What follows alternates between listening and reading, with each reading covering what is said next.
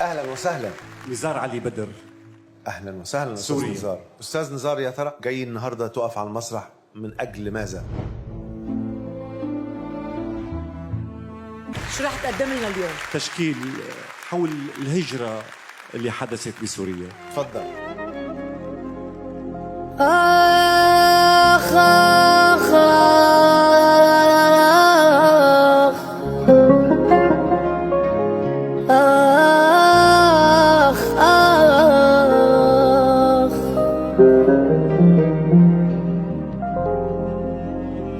بعد صغير العمر ومحسوب على الأطفال، يما كبرنا الدهر بالغربة 5 أجيال.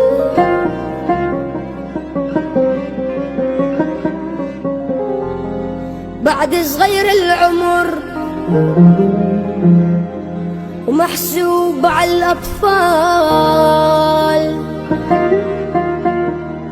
يما كبرنا الدهر بالغربة 5 أجيال. الغربة ظلم وقهر وحزن وأسى وذلال. الغربة هي الفقر، الغربة هي الفقر، ما الفقر بالأموال.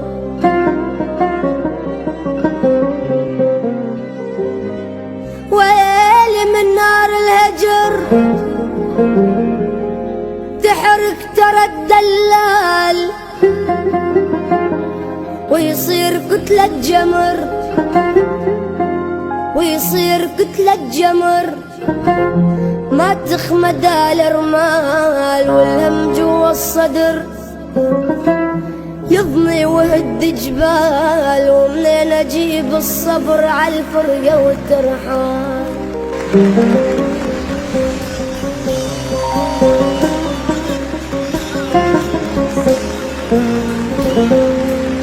خاف يدفن بالقبر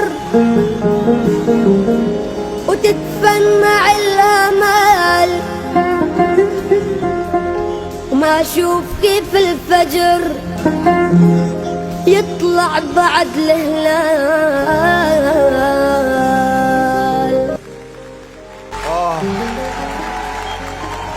الحجر راح ينطق والبني ادمين ما بتنطقش. والله ما عنديش احساس او فعل نفسي اعمله غير اني انا ابوس راسك والله على هذا الاحساس والعمل اللي انت عامله. اثرت فيا ووجعت قلبي. تسلم بحجرك. ومين اللي قال إنه الحجر ما بينطق؟ نحن اللي ما بنعرف نسمع. زي نحن نشكرك انك جيت على البرنامج، انا انبسطت فيه. أحمد. نعم. وأنا نعم. علي. وانا نعم طبعا. دخلك يا رب الأمر يا عالم الأحوال، ريح دليلي والفكر، ريح دليلي والفكر، وحاجي دمعي ينهال. والعسر يصبح يسر ونصير عال العال.